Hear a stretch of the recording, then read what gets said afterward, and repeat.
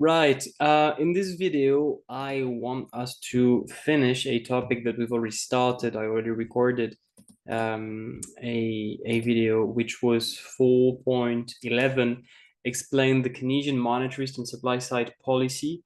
I've already recorded a video for fiscal policy, monetary policy, but we have not yet talked about supply side policies. So let's do it. Let's talk about what it is, what are the instruments, what's going to happen, consequence, limitations, and so on. Right. So supply side policy, unlike demand side policies, the main objective is to influence the economy by shifting AS rather than AD. And unlike demand-side policies for which you could either increase or decrease AD, right? Expansionary fiscal or monetary policy, contractionary fiscal or monetary policy. Usually when we talk about the supply side policy, it's basically always expansionary, which means that we always intend to increase aggregate supply in the economy. Then there are several ways in which you can understand the concept of supply side policy, depending on whether your objective is to increase AS in the short run, at least according to the monetarist model, or whether we are intending to increase AS in the long run. Most of the time, when we talk about supply side policy, it seems like we are mostly talking or referring to changes in the long run aggregate supply, so which is about increasing the productive potential of the economy, right? But in this presentation, I'll just potentially have a look at both, okay? Things that can increase AS in the short run, because it could be regarded as a supply side policy, even though most of the time we mostly consider supply side policies to be long-term policies aimed at increasing the productive potential of an economy. Right, so let's just, before we talk about the instruments, because that's really something that's gonna keep us busy for a rather long period of time, let's just show what happens with diagrams. We'll do the monetarist, short-term, long-run, Keynesian, so we can look into the consequences of such policy on the economy, talking about growth, inflation, and unemployment. And then we'll just look at the various instruments that we can use to achieve this type of policy. And in particular, we will distinguish between market-based policies, where we reduce government intervention, and interventionist supply-side policies. All right, so I'll do how many diagrams? I'll do 4. Of course, you don't have to do 4. 4 small diagrams, okay? Hopefully they can all fit here. Here we're gonna have the monetarist short run, monetarist long run, Keynesian with high spare capacity, Keynesian with low spare capacity.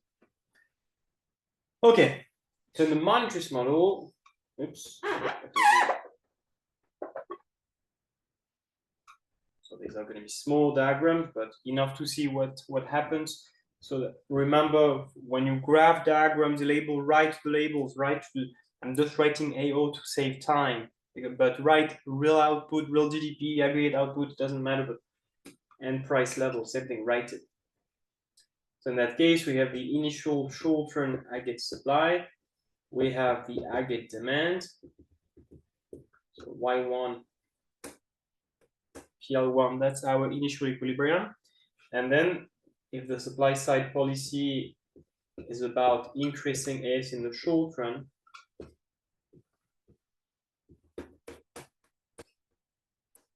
and AS is going to shift to the right. And as a result, you see that real GDP, well, aggregate output will increase and the price level will decrease. Okay, so this is what happens when the government implements let's call that a short-run supply-side policies, any instrument that is meant to increase AS in the short run. The result is economic growth, okay? We see that the output increases from Y1 to Y2. because we produce more, it's likely to reduce unemployment, okay? And a lower price level, which is often regarded as lower inflation or a factor of price stability. There is a risk if the increase in AS is too significant, there is a risk that this could even cause deflation, but we're usually regarded as like lower inflationary pressure. So that's amazing. Look at that. We have the three key objectives at once, unlike fiscal or monetary policy, when we had to trade off between the three main objectives. In the case of a supply side policy, you have everything at the same time. Wonderful. Monetary's long run, which is probably that is the diagram that I would use. If I had to just choose one diagram, that's the one that I would pick because it's easy. Okay, I'll just add a star to say, yeah, that's my favorite one. So same thing, real GDP or aggregate output or real output, price level. We have our aggregate demand, but now the difference is that the longer nugget supply is vertical. It goes from LRAS1 to LRAS2. Okay, and remember that it is vertical at the potential output, the maximum output that we can sustain in the long run. In that case, it's a long run supply side policy. So basically, these are instruments who are aimed, whose objective is to increase how much we can produce in the long run. It might not produce any effect in the short run, but it improves the economy's productive potential. Same consequences. You see that the price level decreases, lower inflationary pressure, and at the same time we have economic growth and low unemployment. So the consequences are basically the same, but here this is what happens in the short run, and here this is what happens in the long run. In that case, we do not increase how much the economy can produce. We do not increase the productive potential, but we increase how much we actually produce. Okay, the productive potential remains the same. In this case, however, by shifting the LRAS, we increase both the productive potential of the economy and the amount that we actually produce, because it's the same, right? This is the potential output, but that's also how much we effectively produce. Right, and that's the one that I would definitely choose. Keynesian, the Keynesian model, so this one is going to be a weird diagram. You'll see what I mean. Oops, so that's the Keynesian AS. And if we have high spare capacity, let's just say that AD will cut AS on its horizontal section. And this is the potential output, right? That's how much we can produce. So that's PL1. All right, if we have very large spare capacity, does it make sense to implement a supply side policy whose main objective is to increase the productive potential? Doesn't make any sense. Why would we need to increase the productive potential if we already have large spare capacity? Okay, we have enough machinery, we have enough resources to produce more, and the reason for which we don't produce more is because demand is too low. So of course it would make more sense to increase AD rather than increasing AS. And in fact, if we implement a supply side policy, all right, so we're gonna move from AS1 to AS2, but you see it doesn't change anything. The only thing that happens is that, okay, the economy now has the potential to produce more, but it does not change the equilibrium. Okay, so that's an interesting point that you can make. You can argue that implementing a supply side policy in an economy that has very large spare capacity is not such a good idea. Okay, and you can use that diagram to illustrate it. However, if we have low spare capacity or even no spare capacity, you see that we will have similar consequences similar to the monetarist model. Okay, let's just call it AS. AS1, that's AD. So that's where we are.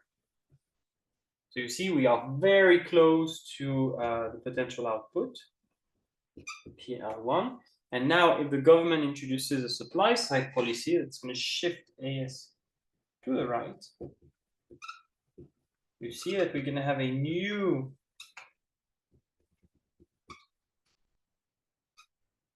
macroeconomic equilibrium in which we will produce more and the price level will be lower. So exactly the same consequences as what we had initially. Okay, I didn't add the potential output because this would have been a mess. So in that case, if there is no spare capacity or low spare capacity, a supply side policy is going to be effective. It's going to lead to an increase in potential output. It is also going to lead to an increase in the actual amount that is being produced, economic growth.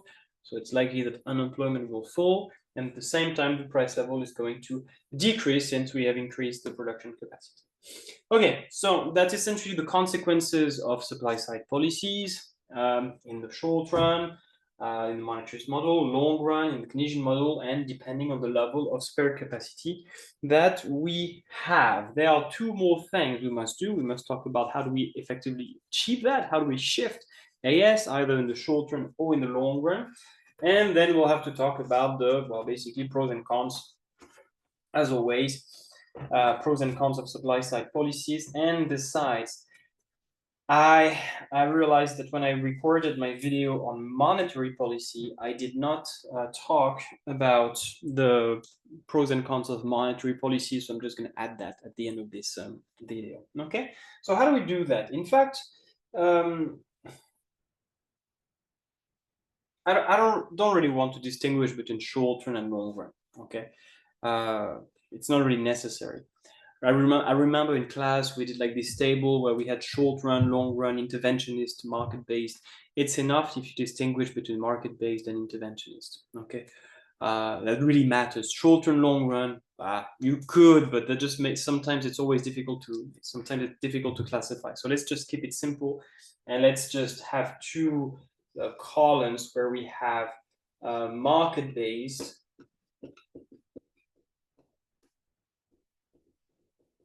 supply side policy and interventionist.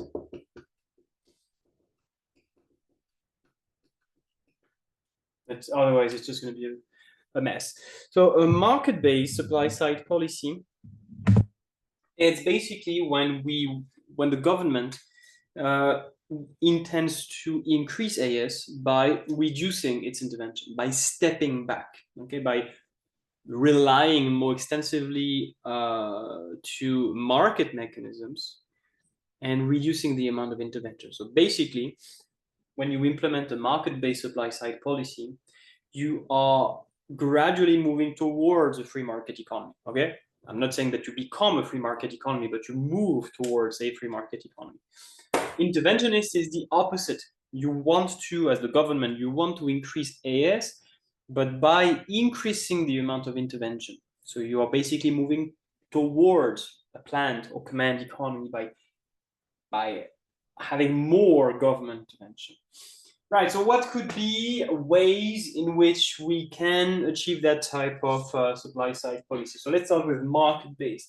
How can we increase AS by reducing intervention? Well, of course, doesn't work well. Number one, let's find another.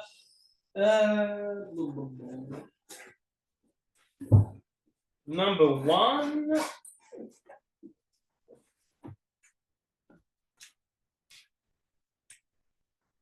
Number one could be to lower taxes.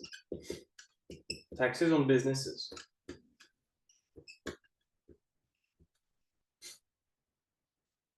They pay less taxes. They are encouraged to produce more. They can invest more. Okay. Number two could be what we call deregulation. You know, sometimes business activity can be discouraged by the fact that there are too many rules, that is too complicated, it's not really conducive to entrepreneurship, it's difficult to comply with regulations. Well, basically, rules, regulations, they stifle business activity. They can discourage business activity. So by reducing the number of rules, well, this can facilitate business activity. Could be something like removal of anything like a minimum wage. Theoretically, okay, in practice, it's likely to be complicated, but at least from a theoretical perspective, a minimum wage is going to increase labor costs. And so, of course, if you remove a minimum wage, it's likely that labor costs will decrease. And in that case, firms will be able to produce more. So that's a possibility. Same thing. So something else in the labor market could be reduce the power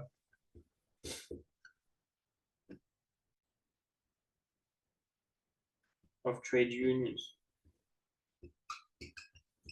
which is basically similar to deregulation to some extent, because there are some laws that can protect trade unions. Again, I'm not saying that this is what governments should do. I believe in the importance of trade unions, but from a theoretical perspective, yeah, trade unions, they give more power to workers so they can extract high wages, and that's what's good about trade unions.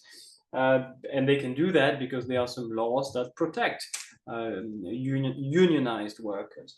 But if the government reduces or update these laws and give less power to those trade unions, that's something that will lead to a fall in production costs, and therefore this can help to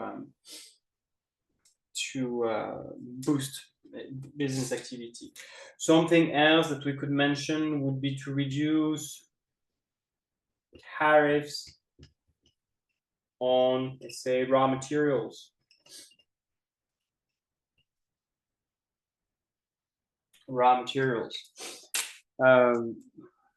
In that case, it would be cheaper for businesses to import the resources that they need to produce, and therefore, in that case, they will be able to produce at a lower cost. They will have access to more resources. So this is something that can help. Basically, when you think about stuff that can shift AS, you have to think of anything that can affect the cost of production, or anything that can affect the quantity of or quality of resources. Okay, so for example, here to lower taxes on businesses, it can lower the cost of production. Same thing for deregulation, reduce tariffs, so we can import more resources, so it affects the quantity of resources. So that's basically what you have to think of. I repeat, anything that can reduce the cost of production. So it could be the price of input, like labor. That's why we are talking about the labor market. Could be the productivity. So anything that can increase the productivity of resources. Well, we'll see it's mostly interventionist in this case. And then anything that can influence the quantity or quality or productivity of resources. So that's going to shift AS in the long run. So it could be like natural resources. How can we have more? How can they be more productive? Same thing for capital. How do we stimulate investment? How can we encourage research and development to improve the productivity of capital equipment? Same thing for workers. How do we make workers more productive? How do we have more workers? So maybe we can add something about that. Maybe we can remove immigration quotas, if any. Basically by allowing more people to come into the country, especially workers, right? If you allow more workers to come into your country and to work, this is something that, of course, is going to increase your productive potential, because your labor force is going to increase.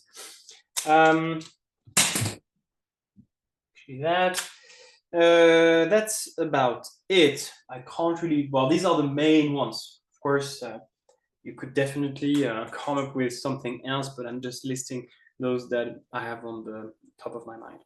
Okay, so these are market-based. You see what all of these instruments have in common is that they are associated with a decrease in government intervention.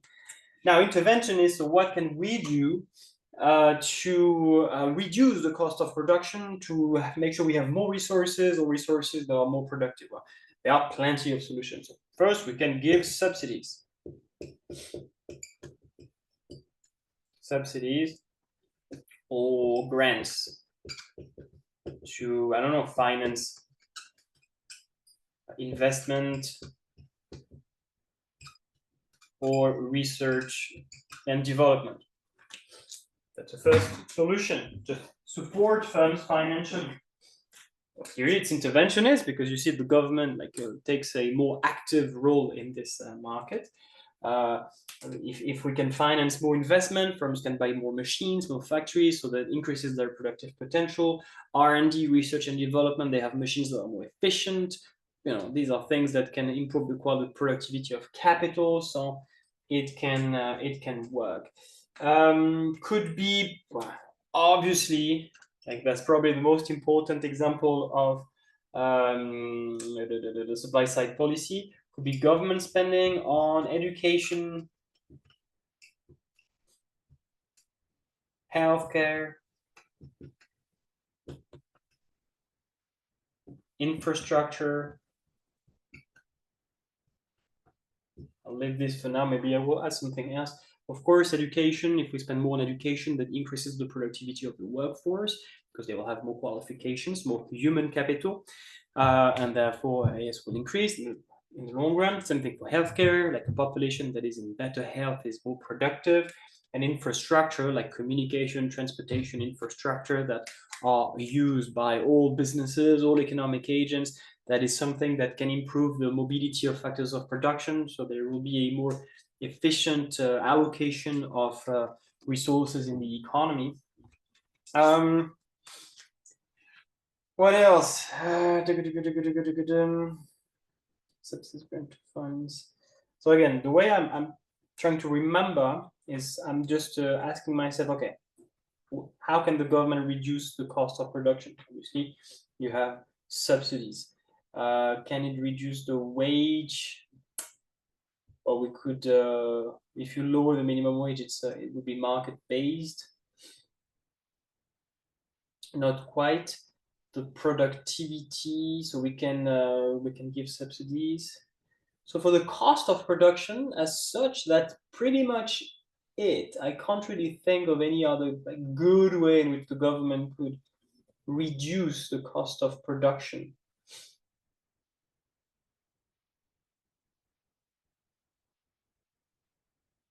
Yeah. Then, is there anything the government can do so we have more, say, natural resources? Could be spending on exploration and prospection. It means when the government is spending money to just try to find new natural resources, like in the underground, for example, new oil deposits, new gas deposits, new lithium deposits. So it takes exploration, it's very expensive. So the government can finance this type of activity. So we have more resources. I'm not going to talk about wars, but in practice, you can regard most wars throughout history as an interventionist supply side policy, because it's an action by the government that is aimed at controlling resources in other countries and population. So but no, I'm not going to write it. For workers, okay, what can we do to just make sure we have more workers? So we said, okay, we can remove immigration quota. So this would be market-based because we remove a rule. But I could also implement some policy that are meant to force people to work more longer. So you can have policies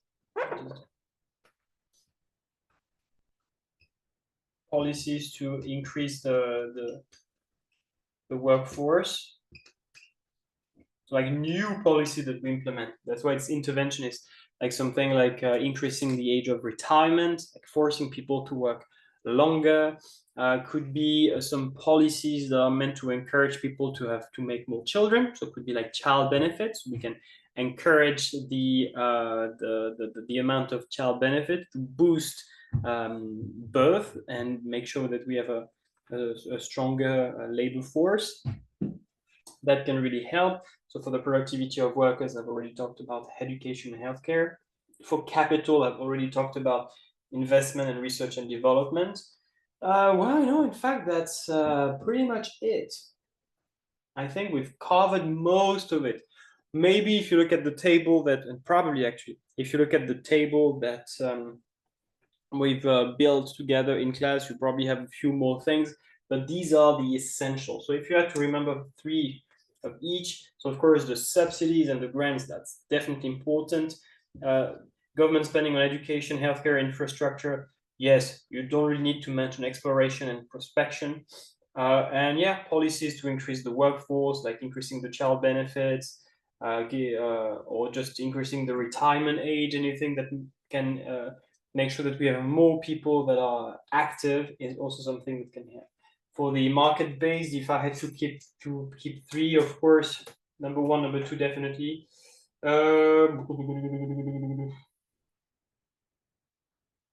Yeah, and these two together, because they both have to do with the labor market. Okay, so anything in the labor market that can reduce wages, which could be about like removing or reducing a minimum wage, or taking some or removing some laws that can protect trade unions, so we get a more competitive labor market.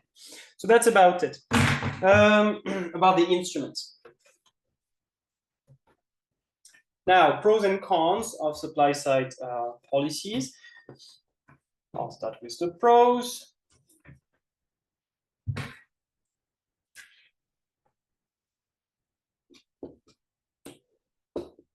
Well, the pros, the main one is that you can achieve all three macroeconomic objectives, all macro objectives at once.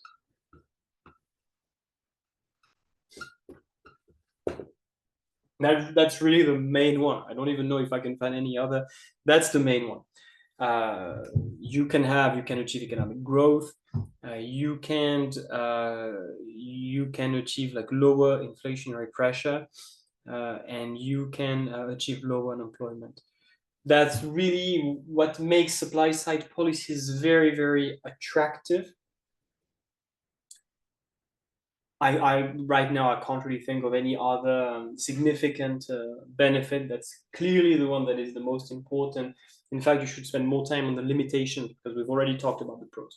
The limitations, often it takes time. You have pretty significant time lag. Spending on education, amazing, but you'll have to wait 20 years before this pays off. So it's very hard to measure, right? We don't know for sure how effective it is going to be. That's clearly one of the main limitation of supply side policy. Number two, another problem that we might face with supply side policies, like I explained, is that it's ineffective if we have large spare capacity.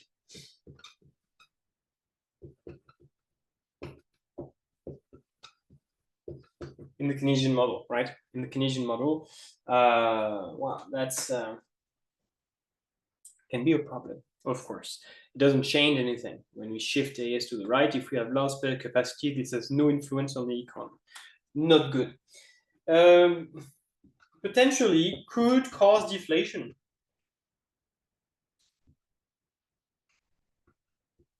And in fact, today I received some updates from my friend who works for this investment bank, and he told me that, and I checked that, yes, Switzerland previously had faced deflation because productivity was increasing faster than wages.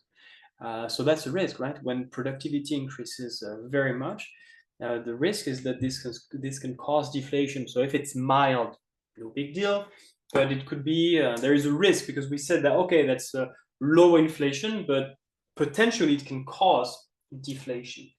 But something that's probably the last one that, maybe not the last one, but one that I want to mention, is the idea that they are often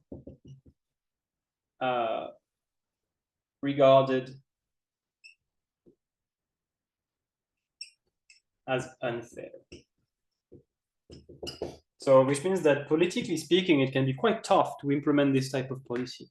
Think about it. What did we mention? We remove the minimum wage. We reduce the power of trade trade unions. We lower taxes on businesses. We give subsidies to businesses. A lot of people will just think that the supply side policy is only for the rich, because people would just mostly make a link between business owners or business managers and rich people. And so, yes, if you want to encourage production, clearly a supply side policy is going to make the life of business owners and entrepreneurs easier. That's the purpose. You want to encourage production, but not only large companies, any even small, medium companies. But some people just regard that as unfair and would prefer some kind of an expansionary demand-side policy where we would give benefits, for example. So politically speaking, it can be quite tough. Because it's very long-term, well, I'm not going to write it, but I said time lags, and that's a problem because that makes it very much impossible to assess the effectiveness. We invest $1 billion today in healthcare. How do we measure the extent to which this has benefited the economy in 10 years or 20 years? We just can't. It's impossible. So this is also something that makes it a bit less appealing because it is a policy that will definitely produce some benefits. We know that, but we can't really measure those benefits. We can measure the cost for sure right now, but the benefit is there somewhere, but very difficult to assess.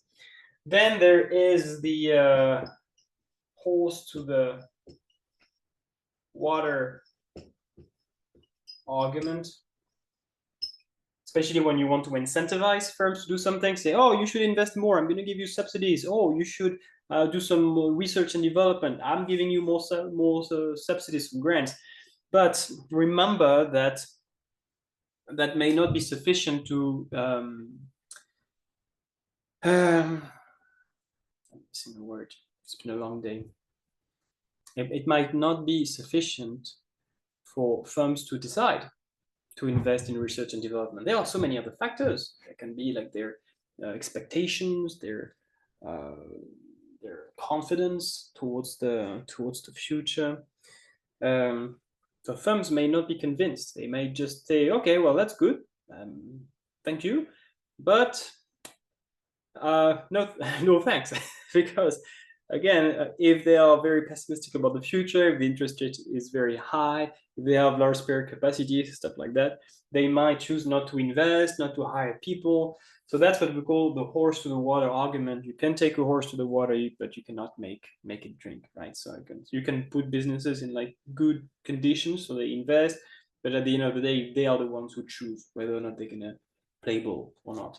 And there may be other determinants on which the government has very little influence. Because yes, I forgot to mention it, but the supply side policy is controlled by the government. Okay, right. That's about it for supply side policies. So, like I said, I forgot to talk about monetary policy, at least to talk about these pros and cons.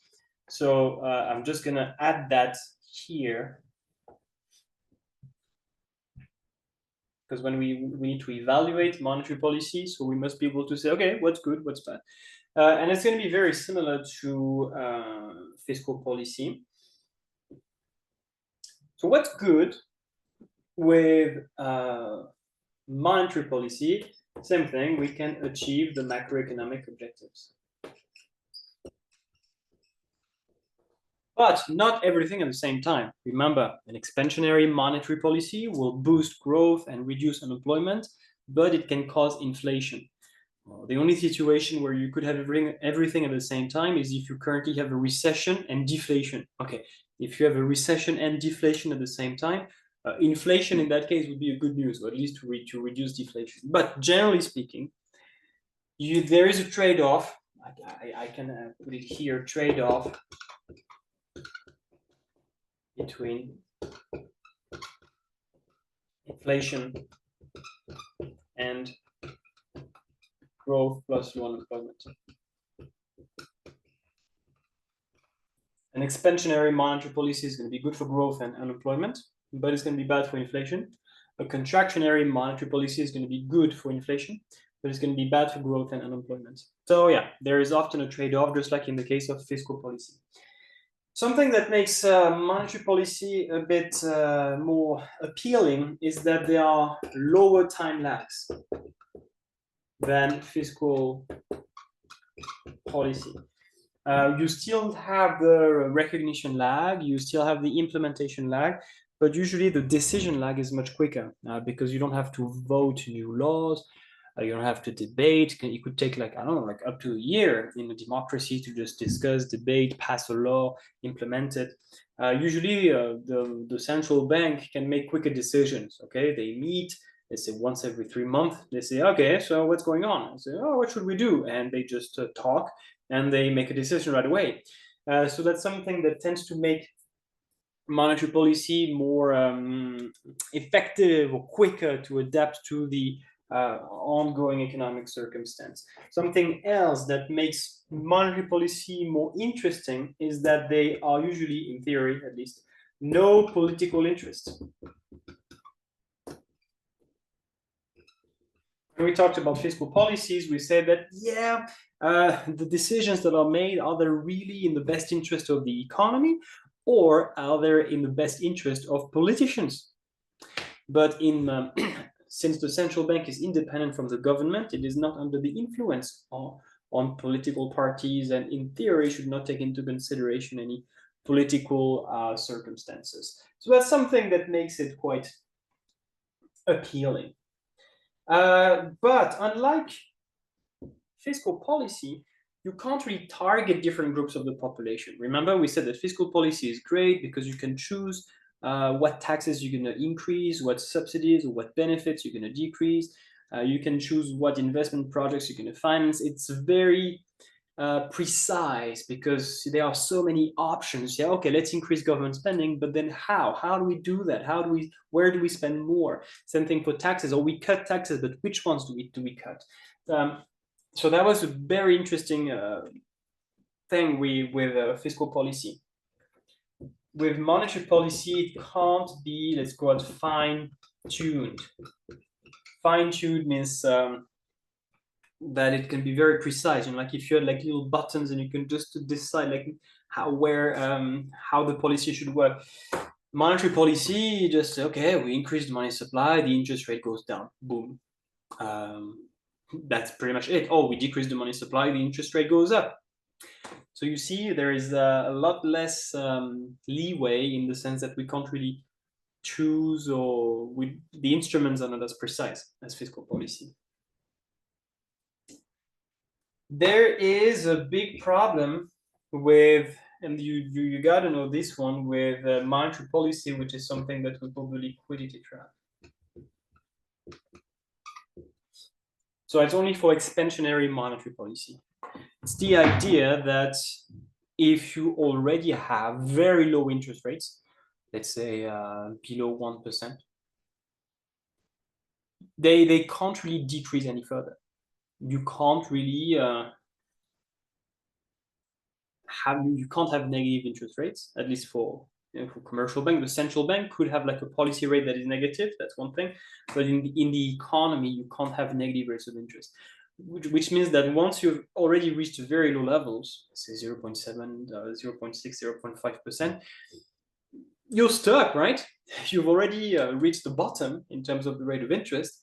So even if we increase the money supply, the interest rate is not going to go down very significantly. It will be stuck at that rate of interest. And so you can create as much money as you want, and it's not going to lower the rate of interest, and so it's not going to increase aggregate demand. So there is this zero bound limit, this lower limit of the interest rate cannot be negative in the economy.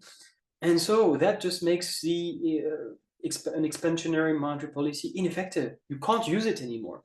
If you have like a bad recession, so you would like to stimulate the economy by implementing an expansionary monetary policy, but the rate of interest is already at zero, you can't do anything.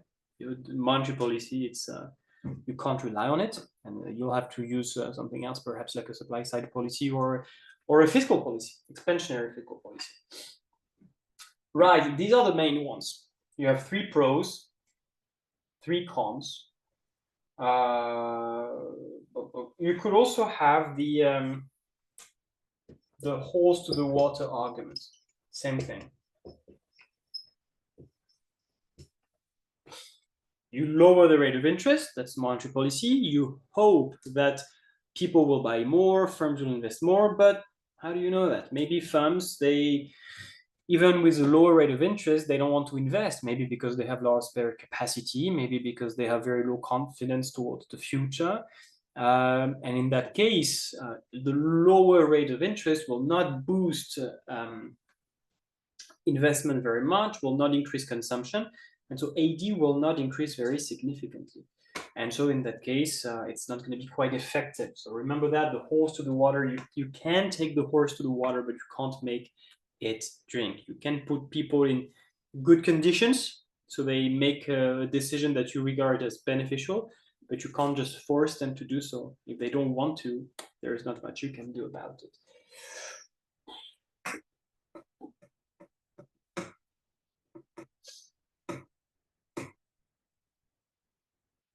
Yeah, that's it. That's it. We're good.